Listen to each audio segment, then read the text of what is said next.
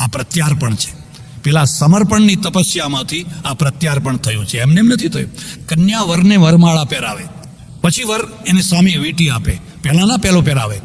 એવી જ રીતે એક સમાજનું સમર્પણ હોય છે. માણસ સમાજમાં પણ સમર્પિત થઈ, બસ આ સમાજ મારો છે અને મારું સર્વસ્વ સમાજને અર્પણ. સમાજને અર્પણ એટલે શું થશે? તરત જ એમ થશે કે આટલું મોટું તમે ફંક્શન કર્યું છે, એક દિવસનો જમણવાર મારા તરફથી, એક ખર્ચો મારા તરફથી, એક ફલાણું મારા તરફથી. કેટલાક માણસો તમે જોજો રાહ જોઈને બેઠા હોય કે કંઈક મને તક મળે, આટલા બધા ભેગા થયા, કંઈક ગિફ્ટ આપું, મારો સમાજ છે, કંઈક આપું. આ સમર્પણ છે. કેટલાક લોકો એવા હોય કે તેલ જુઓ, તેલની ધાર જુઓ, હજુ કંઈ આપણે બોલવું, આ કંઈ બહુ લાંબુ ચાલે એવું લાગતું.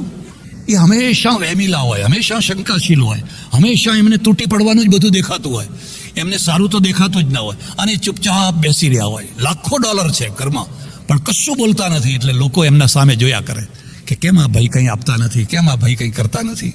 કારણ ખબર છે? કારણ શું છે? કે સમર્પિત નથી થયો. એને સમાજમાં આવવું છે, મોટા થવું છે, મોટી ખુરશી ઉપર બેસવું છે, એ બધું એને ગમે છે. પણ જ્યારે આપવાની વાત આવે ને ત્યારે પછી ઢીલો થઈ જાય છે. આ એના સ્વભાવમાં છે. હું નવો ચરોતરમાં ગયેલો શરૂમાં, અને મને બધું ઘણું નવું લાગે, આખું કલ્ચર જ જુદું લાગે. સાંજે બધા છોકરા રમવા આવે, આશ્રમના ચોકમાં બધા રમતા હોય ને હું બેઠો એનું નિરીક્ષણ કરું તો અમારે ચરોતરમાં એક ખાસ શબ્દ બોલાય છે, કંઈક હોય ને, શું કોઠા.